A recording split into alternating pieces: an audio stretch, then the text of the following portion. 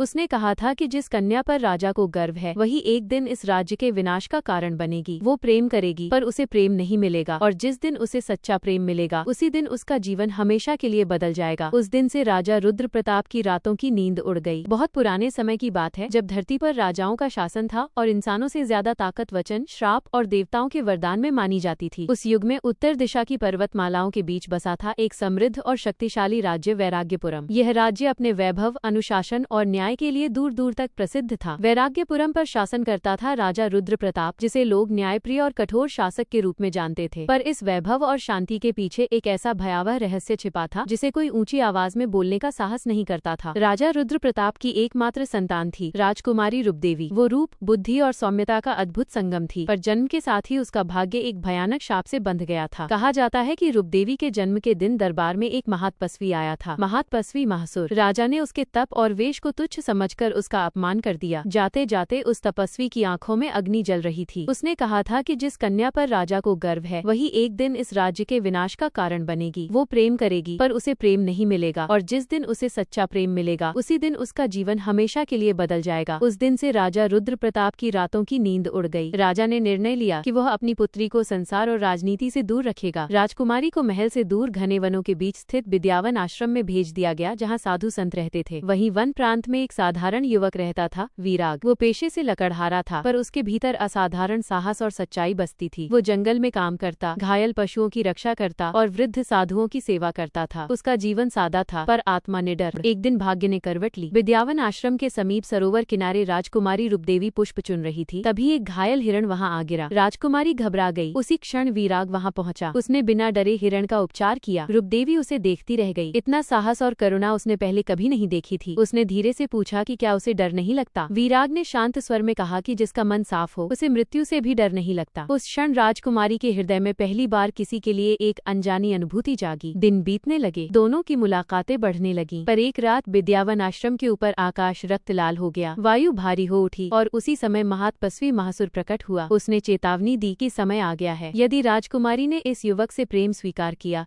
तो उसे राज, ऐश्वर्य और जीवन सब कुछ त्यागना होगा। रूपदेवी भय से कांप उठी और वीराग को पहली बार शाप का सत्य ज्ञात हुआ। जब यह समाचार राजा रुद्र प्रताप तक पहुंचा तो उसका क्रोध भड़क उठा। उसने सैनिक भेजकर वीराग को बंदी बना लिया और दरबार में उपस्थित कराया। राजा ने गरजते हुए कहा कि एक साधारण युवक उसकी पुत्री का भाग्य नहीं बन सकता। वीराग शांत खड़ा रहा और बोला कि वो राजकुमारी का हाथ नहीं बल्कि उसका दुख बांटना चाहता है। पूरा दरबार सन्न रह गया। तभी महातपस्वी महासुर पुनः प्रकट हुआ और उसने अंतिम परीक्षा रखी। उसने कहा कि यदि वीराग 3 रात कालवन में जीवित रह गया तो शाप टूट जाएगा। कालवन वो स्थान था जहाँ से आज तक कोई जीव लौटकर नहीं आया था। वीराग बिना किसी हिचक के कालवन की ओर चल पड़ा। पहली रात भयावह पशुओं ने उस पर आक्रमण किया। 2 दूसरी रात भ्रम और आत्मा की परीक्षा हुई। 3 तीसरी रात मृत्यु स्वयं उसके सामने खड़ी थी, पर वीराग डटा रहा, अपने भय से लड़ता रहा। तीसरी सुबह जब सूरज निकला तो वीराग जीवित लौट आया। आकाश गूंज उठा और महातपस्वी महासुर की आवाज सुनाई दी कि जिसने प्रेम के लिए भय को जीत लिया उसके सामने शाप भी हार जाता है। उसी क्षण राजकुमारी रूपदेवी शाप से मुक्त हो गई। राजा रुद्र प्रताप ने अपना सिर झुका दिया। उसने वीराग को स्वीकार किया और दोनों का विवाह संपन्न हुआ। कहा जाता है कि उस दिन के बाद वैराग्यपुरम प्रेम और न्याय का प्रतीक बन गया, और आज भी वहाँ के बुजुर्ग कहते हैं कि पुराने समय में इतिहास तलवार से नहीं बल्कि वचन, साहस और सच्चे प्रेम से लिखा जाता था।